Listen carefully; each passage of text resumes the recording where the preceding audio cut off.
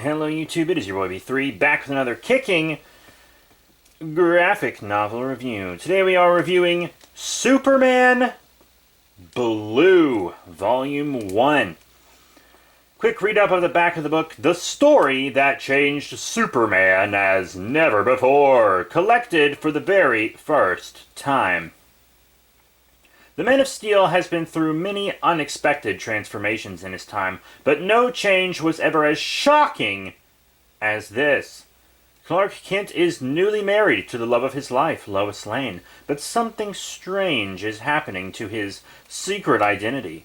Somehow, the last son of Krypton is turning into a being of pure energy, and manifesting unique new superpowers as a result. But this electrifying alteration also means that he must wear a special containment suit or risk total disintegration. Now with his new costume and powers, the Man of Steel has become a completely different hero. Forget faster than a speeding bullet. This Superman moves at the speed of lightning. But has he mastered his metamorphosis well enough to take on Metallo, stop a death cult targeting Jimmy Olsen, and help save the bottle city of Kandor from a violent uprising? These all look like jobs for Superman, and this is no time for an identity crisis.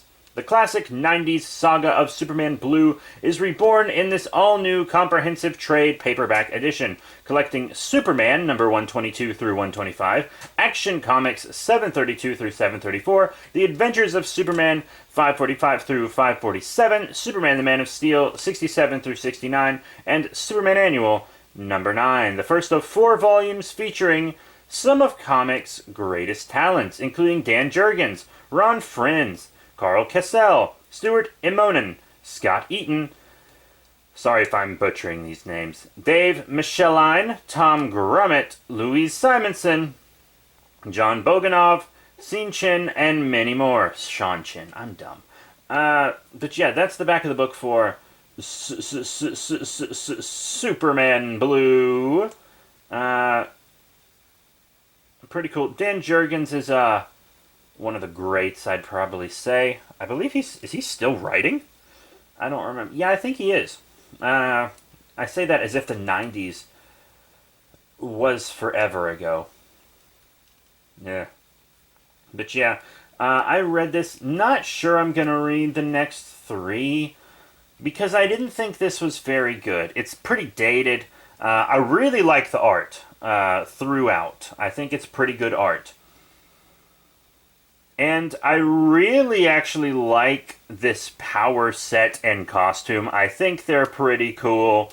Of course, Superman eventually returned back to normal, and I'm glad he did, because, you know, we all want the soups. But I really like this power set, and I really like when he has these powers in the Grant Morrison JLA book, because I love that book. But this comic it honestly feels more dated than the time it's actually from. It feels older than it is, just the way it's written.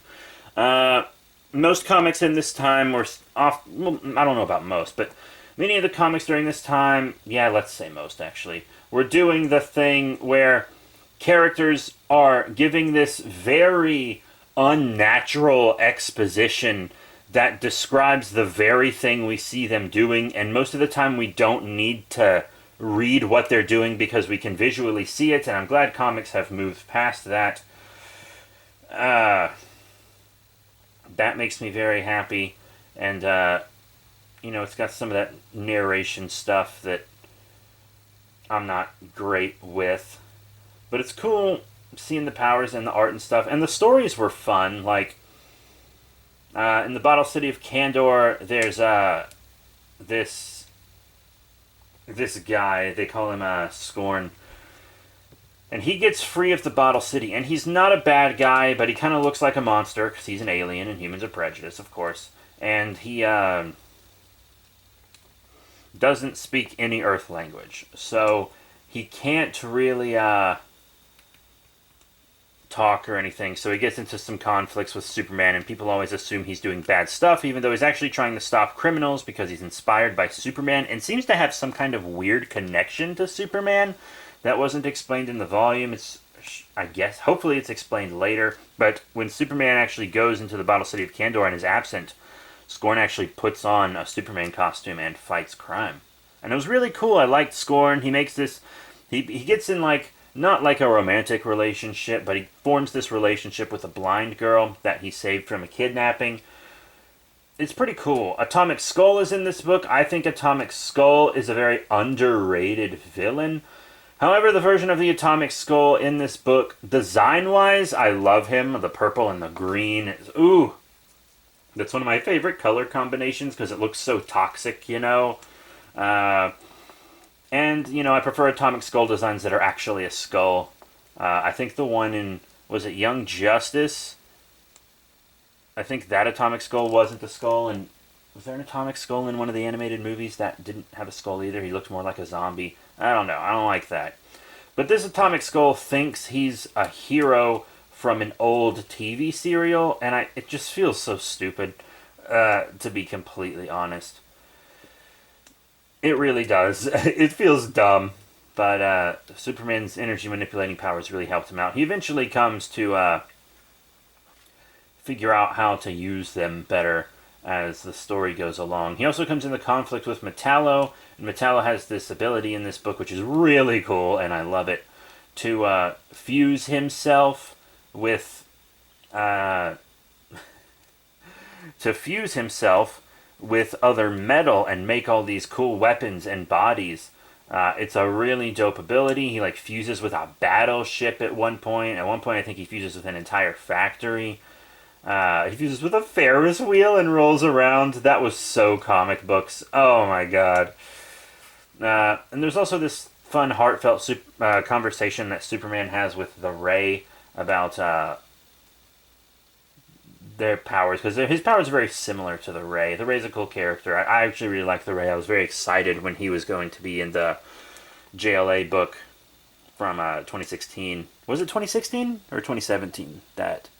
Because it was post... it was post Justice League versus Suicide Squad, so it might have been 2017. I don't remember.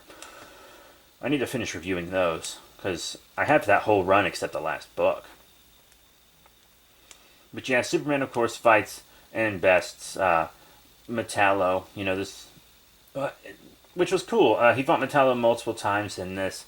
And, I forgot to mention, Superman actually, when he isn't in his energy form, basically has the abilities of a normal human. Like, he just turns human, basically. Or Kryptonian without souped-up powers, because he's not getting energy from the sun anymore. His powers don't work that way anymore. So, when he's not in his energy form, he's just normal human Clark Kent, but actually human now. Booster Gold actually ends up saving his life at one point after Jimmy Olsen pretty much almost gets Superman killed. It was actually pretty cool. Booster Gold gets a new costume, less bulky costume, more form-fitting. Because remember, he had a bulky costume after lots of his future tech got messed up and stuff. He goes inside the Bottle City of Kandor because there's lots of political unrest in there. And he takes the Atom with him. And apparently the Atom was reversed aged into a teenager. I was never aware of that story until I read this book. And I was like, what? Because I'd never heard of that happening to the Atom. We can't all read every single comic book. Come on, people. And I've never heard anyone bring it up before, so it's probably not a very popular story.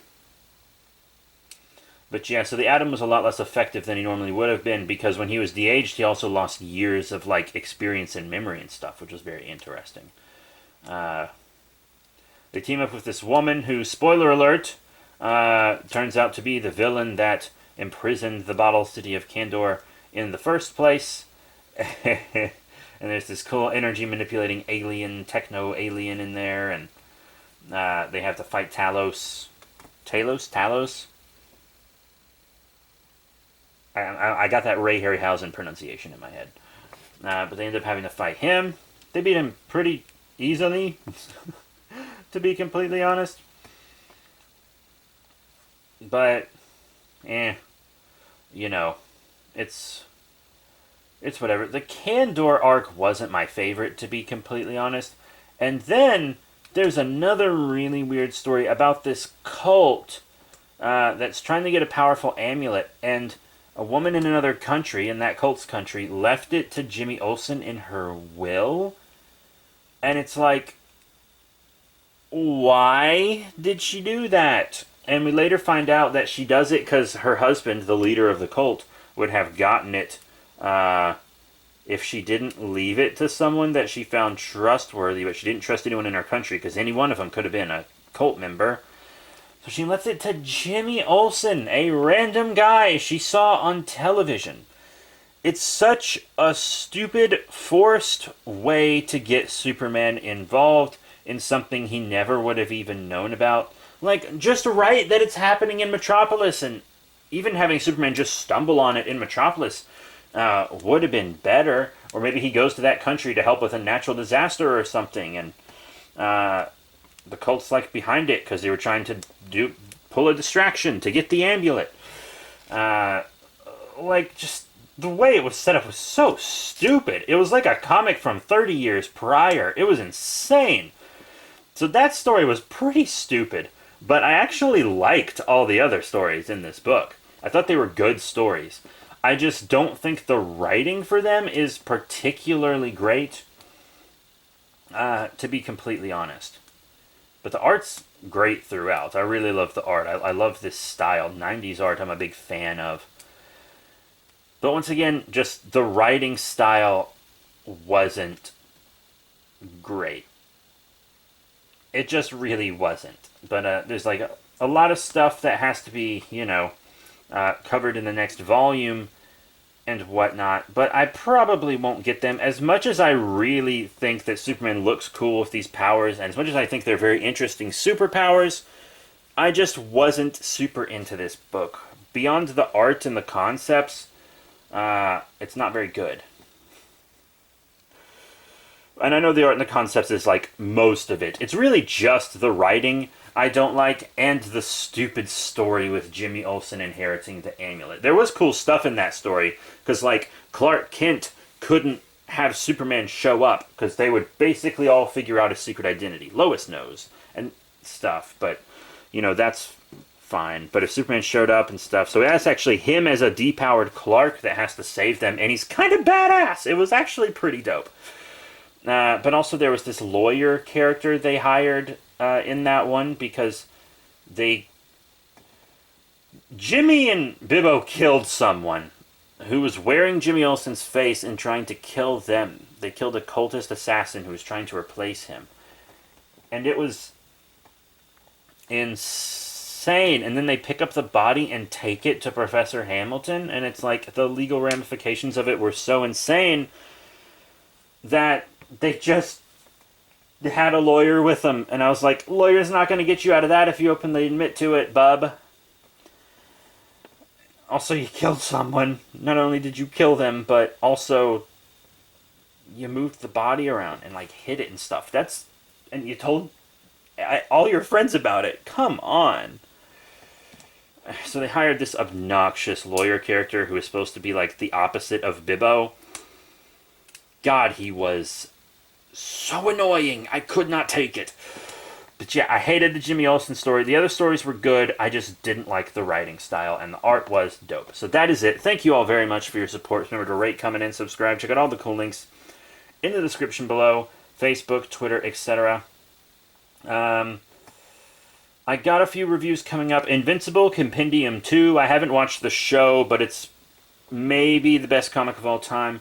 I also got to do Detective Comics number 27, Countdown to Infinite Crisis, Damage Volume 2, Scorched Earth, Godzilla Kingdom of Monsters Volume 1, Godzilla Rage Across Time, Aliens Omnibus Volume 1, and that's pretty much, those are the main things that are headed your way. So that's it. Thank you all once again, and I'll see you all next time.